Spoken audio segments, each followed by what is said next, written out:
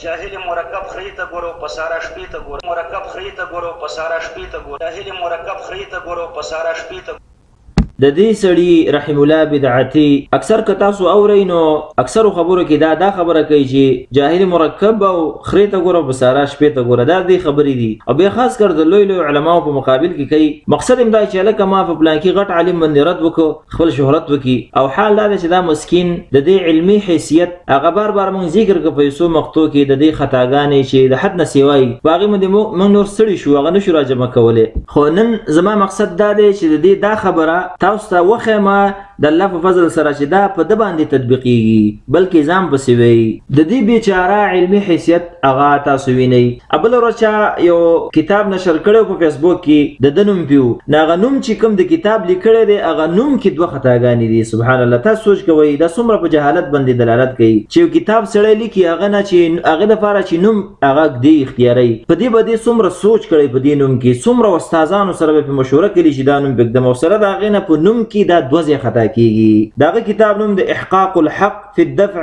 عن المذهب الحق او دا داسې خطاګانې دي چې ډېرې غټې خطاګانې دي چې ادنا ماشوم به دې کې نشي هغه خطا کېدلی د الله فضل سره اول دا د عزتمندو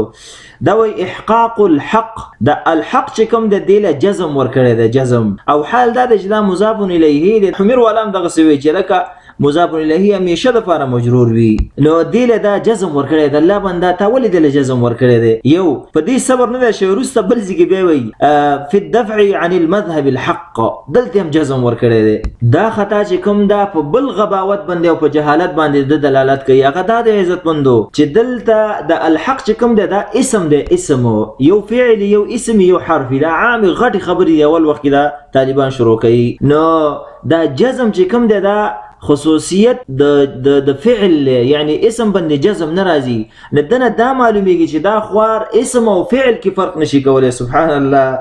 اسم او فعل کې دا دویمه ګناه شوه چې اسم او فعل هم خوار نه پیژني په اسم باندې جزم دلته داخل کړی دی او حال دا دی چې ابن مالک په الفیه کې غاټ لیکلی دی په شعر کې والاسم قد خصص بالجر كما قد خصص الفعل بأن ينجزم محترم دغه علمي حیثیت دی چې په خپل کتاب نوم کې هم دغسې خطا کېدل او بیا دومره غټې خبرې کوي نو د دې نه بعد یو درې درخواست زه دې ته کوم درې عرض دې ته کوم الله دې وکړي چې ویې مني اول عرض دا دی چې کاش کې دا ملګری دا نوم لري که د دې په ځای دې کتاب له دا نوم کېدی چې خرې ته ګوره او په ساره شپې ته ګوره کاش کې دا نوم وله کېدی دې کتاب له دا به ډېر مناسب وي ځکه چې نو اسم به د مسما سره مطابق راشي دویم پیشنهاد هم دته دا دی چې دا کوم پټکی ته حواله ده دا که د علمي پټکی وي او د فراغت دی وي حقاني نه فارغه شوی یو ډېره خوشحالي به ته کلي نو سوال درته کوو چې دا لرې که بل چا دی ورکه خپل به کول دي په سر کا دغه پټکی که علمي وي نو دغې سر سره مناسب نه دی دریم پیشنهاد هم دته دا دی د عاجزۍ کې ویې مني